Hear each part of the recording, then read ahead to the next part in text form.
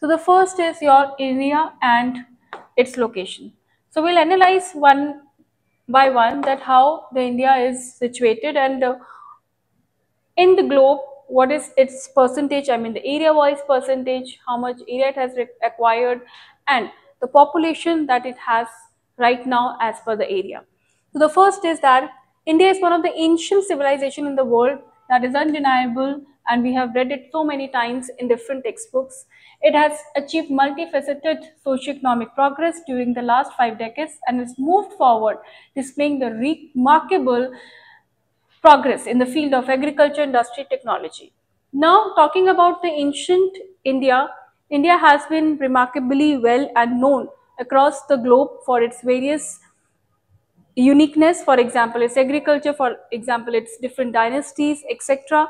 But one thing has been very, very common, that India has been progressive in the ancient history as well as in today's world. If we see India today, that is also, we can say it's, if we see India today, it is competitive and we can see it through its GDP growth as well. Now, coming to the next location, India is vast country lying entirely in the northern hemisphere. Now, if I talk about the hemisphere, somebody is very too much confused in what is hemisphere, so they can start from a layman. So any layman person. So if somebody is very confused, quite confused, what is the northern hemisphere and southern hemisphere, they can start from here. So this is what at the 0 degree we take these axes. These are the latitudes that we have. Please note these are all imaginary lines that we draw in order to locate a particular area on the globe. And then we have the longitudes. Longitudes are represented by these lines. I'm drawing it here like this. Okay.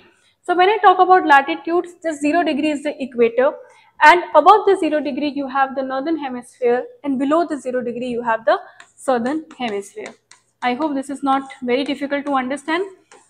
Then